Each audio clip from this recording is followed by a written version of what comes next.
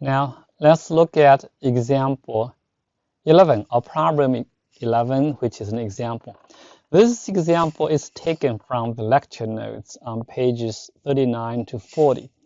So we will just, because the details are already in the lecture notes, so we will leave the details for you to read. But on the other hand, we're just going to look at the setup, why it is so, okay? So this problem over here, just remember that now we are solving the Bellman equation, right? So we need to have the Bellman equation first. And the Bellman equation for this stock option model, we said we have the following thing that let's look at the Bellman equation. It's Vn of S, right? Is equal to maximum. We are choosing whether it's gonna exercise, and then we get this profit, or not to exercise. Then we will have integral over here, Vn minus 1. But next time it's going to be S plus X, right? And if we have a the expected value, if we have a continuous one, we put f of x over here, little f of x. But because we may have discrete ones, so we have capital F of x over here. Okay, so that's the Bellman equation. But we also had the boundary conditions, the initial one, V of S. Because V of S, that means it's the last day, and tomorrow or the next business day, your stock option is expired. So today is the last day you can exercise. So then you look at the stock price S. If it's greater than C, then you exercise, this is your profit. If it's less than or equal to C, then you don't get any profit, so it's going to be 0. So this V naught of S, right? So now let's look at what we have over here. So look at this problem. We have the stock option model. We assume that C in this problem over here is 0, just for convenience. Assume that the random variable X over here is a discrete random variable. So we have this possible values. X, we have possible values -1, 0, and 1, with probability 1/4 and 1/4 and 1/2. Okay, so this is 1. But as you can see, for V naught of S, the maximum expected profit when there is 0 day left, because the stock price change, capital X, doesn't really matter. So the random variable is actually not involved at all. So we can just write down this is 1. So what we have is the maximum S and 0. So it's a function of S, of course. S is the stock price. On the other hand, we can also write down this one as a piecewise defined function. What it means is that it's going to be S if S is bigger than or equal to 0, right? And it's going to be 0 if S is less than 0. So this is really another piecewise defined function. And it depends on parameter S over here, or the state variable S. Okay. So this is part A, which is pretty straightforward because it doesn't involve anything about the random variable. Now we're going to look at V1. So we're going to copy the Bellman equation. V1 of S, according to our Bellman equation, that means we don't have to exercise the option today. And if we do, we get profit S minus C. If we don't, then we should expect a change to the stock price, and then we look at expected profit from tomorrow. That's going to be V0 and S plus X and df of X. Now, look at V1 of S. The crucial part is to calculate this expected value. We usually omit this upper and lower limits if they are just from negative infinity to positive infinity. But now we put it back because we want to evaluate it. So now we look at this function over here, and what we have. We remember this is discrete. So by definition, it simply means we have sigma v naught s plus xi and multiplied by the probability. And I goes from 1 to, let's say, k, right? These are different possible values. Now we only have 3 possible values, so we can write it down directly. So this is going to be v naught s plus x1 is going to be simply -1, okay? And the probability is 1/4. And then plus v naught s plus 0 possible value. So we can say x1 is -1, x2 is 0, x3 is 1. These are the possible values for x, the random variable, right? And probabilities we are already given. They are already given. And then v naught and s plus 1 and 1/2. Okay. Now, that's pretty easy, but on the other hand, we want to see what it is. And the interesting thing is that what we are doing is just an addition of 3 piecewise defined functions. Okay. And if we simplify this a little bit, just notation-wise, this s minus 1 and 1/4 and plus v naught of s 1/4 and plus v naught s plus 1 1/2.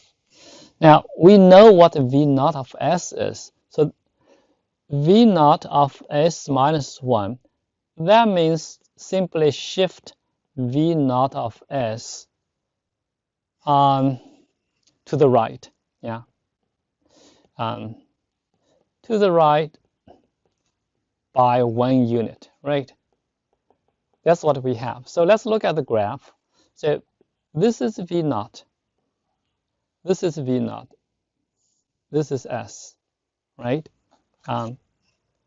Bigger than 0. This is the one that is v naught. Let me use red color over here. So this is v naught, right? So this is v naught. So we learned in calculus that if you subtract a number from the independent variable s, that means you're shifting the graph to the right. So this one over here is 1. Okay, and then this function is going to be v naught s minus 1. Okay, and how about v naught s plus 1? Let me use the green color. So what we have over here, extend a little bit. This is -1. Okay, so it's blue. Let's use blue. So this one over here, this function over here is v naught of s plus 1, right? Okay, so in fact, it's pretty easy to do. Now we just need to add them up. But how do we do that? We look at the discontinuous point. So this one over here is discontinuous, this is discontinuous, and this is discontinuous. So we just need to be very careful. We look at this function over here. Let me call this function over here w of s. Okay, so we're going to call this one over here w of s. Okay, so w of s is going to be equal to, if we add these 3 functions up, we see that it's going to be simply 0 if your s is less than -1, because you don't have any non-zero value for all these 3 functions, right? Okay. But if s is between 0 and -1, then you're going to have 2 functions, not exactly 0, but you will have you will have v naught of s minus 1. So you will have this function over here. Let me write it down. So in this interval, you're going to have v naught of s plus 1, right? And we know it's going to be divided by 1/2. And plus the other function over here is 1/4 and v naught of s. So if you calculate this one over here, then this function over here, remember this part is just s plus 1, okay? So you're going to have exactly 1/2 of s plus 1 and plus, oh, that's the only part, because you will see that this is 0, this one over here is 0, okay? And this one over here is just 1/2 of s plus 1, right? So this is the one we have. Now, if s is between 1 and 0, then we're going to have 1/2 s plus 1 plus 1/4 of s. Okay. Now we still have our last segment, so let's try it over here. If s is greater than 1, then we have all 3 segments. So we will have 1/2 s plus 1 and plus 1/4 of s and plus 1/4 of s minus 1. Okay. And if we try to simplify, then this is what we have. We have 4 segments. Okay. So we have w of s is equal to 0 if s is less than -1. Okay. And then we have 1/2 of s plus 1/2 if s is between 0 and -1. We need to be very careful. It's easy to get a mistake. Okay. And if s is between 1 and 0, then we're going to have the third expression. We're going to have 3/4 plus 1/2. So we have 3/4 s plus 1/2. Okay. And if s is greater than 1, we can always say less than or equal. That should be fine. We need to actually say 1 over here. This is going to be 1. And then we have, you will see this is exactly s over here. Okay. And then we have plus 1/2 minus 1/4. We have s plus 1/4. So that's what we have. Okay. All right. So after we get this ws, then we can go back, because we want to find v1 of s. v1 of s is the maximum of s minus c, which is just s, and this w. So let's do it over here on the side. So now we can find v1 of s. v1 of s is the maximum of s and ws. How do we do that? In a simple situation like this, we can always try to graph the function, and then we're going to find it. Okay. So we graph s over here. We know this function is over here is s, this function is s, right? Since this function is always bigger than or equal to 0, we don't really need to look at the other one. Okay, this is 1. And then we're going to graph ws. So let's try to graph w of s, because it's piecewise. Okay, so this is -1, and we have 0 over here. Okay, and then between -1 and 0, we are going to have 1/2. Now, how do we do that? When s is 0, that's going to be 1/2. So this one over here is 1/2. So this is the one over here. Okay, and then between 0 and 1, we have 3/4 of s plus 1/2. So we have a straight line, but the slope is a little bit smaller than 1. But when s is equal to 1, we have 3/4 plus 1/2. So this is 1. So we have actually a little bit above 1 over here. Okay? So this point over here is going to be 3/4 plus 1/2. That's 1 and 1/4 over here. And after 1 is s plus 1/2. Then it's parallel. Okay. All right. So that's what we have. We have 4 segments. Now what? We see that w of s is always greater than s when s greater than or equal to 0, right? And w of s is always greater than or equal to 0 as well when s is less than 0. So it doesn't matter where your s is, can be negative. So our conclusion is v1 of s actually is equal to w of s. And that's the final answer we have. Okay. So the formula is given below over here.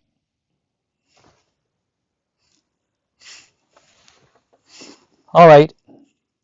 This is a quite long computation because we are adding up 3 piecewise functions. Okay.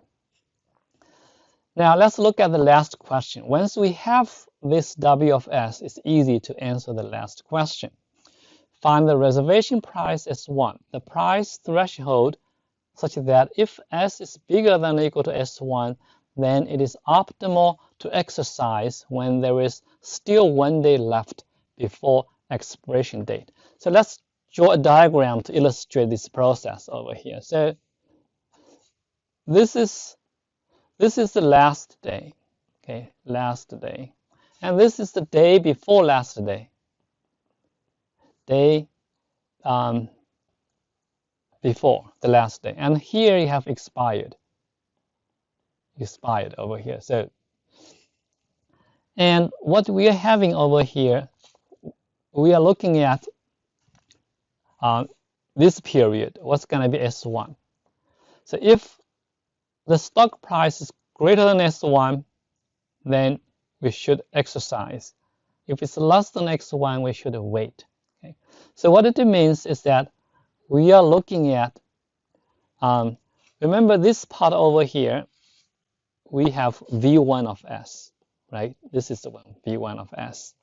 So we are really looking at whether to find this S1, we are trying to determine which one is bigger. Is S minus C bigger or WFS is bigger?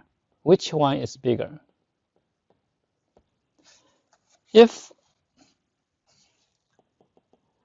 S minus C is bigger, then we exercise. We don't wait until the last day. If W of S is bigger, then we do not exercise.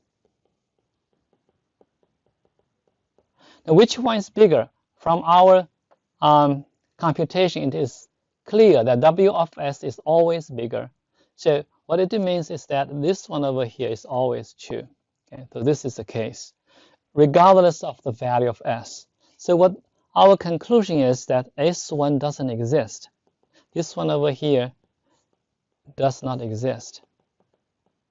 There is no stock price S1 such that if the stock price is greater than that, we should exercise today. We should always hold on to the stock we have, stock option we should have. And in this kind of situation, we say S1 is equal to positive infinity. That means it doesn't matter how high the stock price is today, we can always wait for 1 more day. That's the day before expiration to exercise. The reason is because for this model over here, we know that the expected value of X is bigger than 0. Okay? So we expect that the stock price is going to further increase for tomorrow, and then we can expect to have a bigger profit.